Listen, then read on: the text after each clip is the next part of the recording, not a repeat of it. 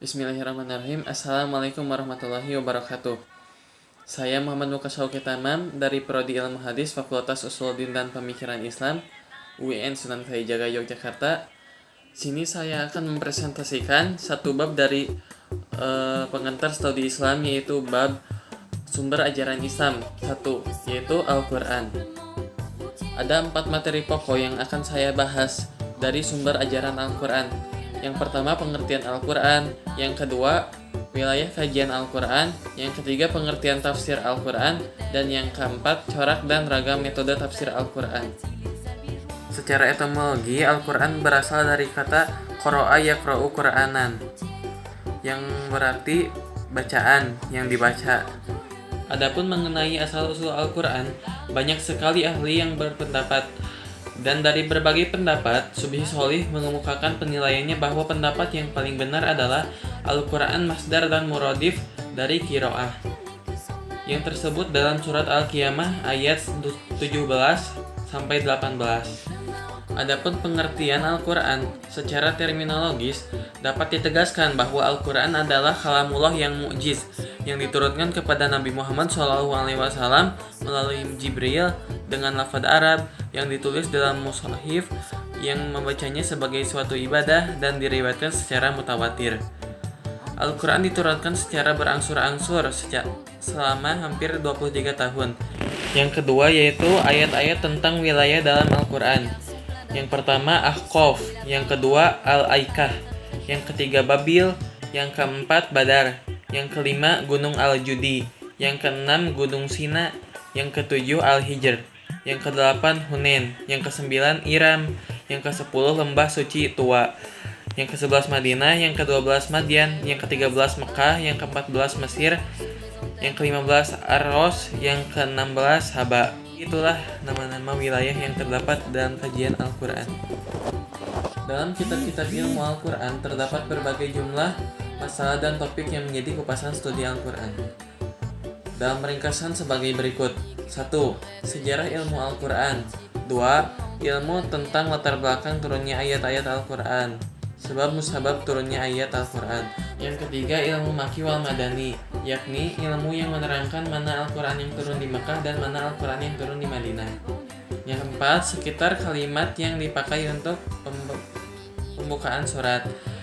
Yang kelima, ilmu qiraat. Yang keenam, ilmu yang menerangkan ayat-ayat penghapus hukum dan ayat-ayat yang dihapus hukumnya. Yang ketujuh, ilmu cara menulis lafaz Al-Quran. Yang kedelapan, ilmu muhkam wal mutasyabih. Yang kesembilan, ilmu perumpamaan yang digunakan Al-Quran. Yang ke-10, ilmu tentang sumpah dalam Al-Quran.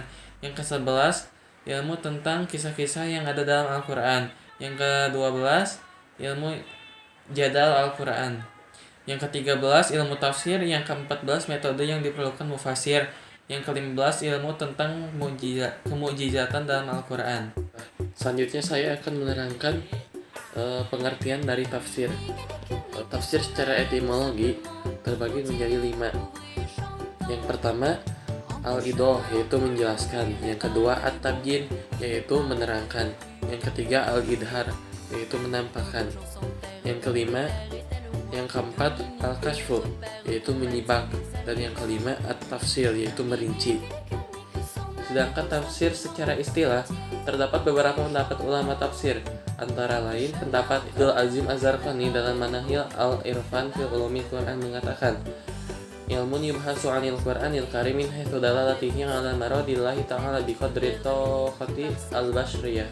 Ilmu yang membahas tentang Al-Quran dari segi dilalahnya berdasarkan maksud yang dikehendaki oleh Allah sebatas kemampuan manusia. Yang kedua, menurut Khalid bin Utsman As-Sabit dalam qawaid tafsir. Tafsir adalah ilmu yubhasu fihi an ahwalil Qur'anil aziz min haitsu dalalatihi 'ala maradillahi ta'ala bi qadri taqati al-basyriyah. Ilmu yang membahas tentang keadaan Al-Quran dari segi dilalahnya berdasarkan maksud yang dikehendaki oleh Allah sebatas kemampuan manusia. Ada beberapa titik perhatian rumusan tafsir dari definisi yang diberikan Az-Zarqani dan Khalid bin Utsman As-Sabit, yaitu yang pertama membahas tentang Al-Quran. Ilmu ini hanya membahas ilmu Al-Quran, maka tidak termasuk dalam kategori ilmu-ilmu lain. Yang kedua, membahas maksud ayat. Yang ketiga, sesuai dengan kemampuan manusia. Yang keempat, dalam Mu'jam al-Wasit disebutkan bahwa tafsir Al-Quran adalah penjelasan makna Al-Quran dan menghasilkan kaidah-kaidah, rahasia-rahasia, hikmah-hikmah, dan hukum-hukum dari ayat-ayatnya. Selanjutnya, saya akan menerangkan beberapa metode dalam tafsir. Yang pertama, tafsir tahlili. Kata tahlili berasal dari bahasa Arab halala yuhalilu tahlilan, yang berarti mengurai atau menganalisa. Dengan metode ini, seorang mufasir akan mengungkap makna setiap kata dan susunan kata secara rinci dalam pengertian dalam setiap ayat yang dilaluinya, dalam rangka memahami ayat tersebut dalam secara koheren dengan rangkaian di sekitarnya tanpa beralih pada ayat-ayat lain yang berkaitan dengannya, kecuali sebatas untuk memberikan pemahaman yang lebih baik terhadap ayat tersebut.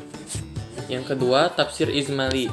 Mufasir menyebutkan rangkaian Al-Quran yang panjang atau sekelompok ayat Al-Quran yang pendek, kemudian menyebutkan maknanya secara umum tanpa panjang lebar maupun terlalu singkat. Yang ketiga, tafsir muqarrin.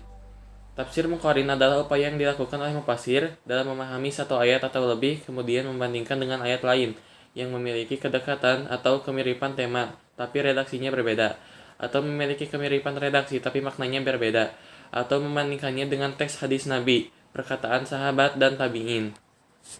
Yang keempat, tafsir maudhu'i. Salah satu model penelitian Al-Quran adalah model penelitian tematik. Bahkan kajian tematik ini menjadi tren dalam perkembangan tafsir era modern kontemporer. Sebagai konsekuensinya, seorang peneliti akan mengambil tema tertentu dalam Al-Quran. Yang dari saya, mohon maaf bila banyak kesalahan. Billahi taufiq wal hidayah.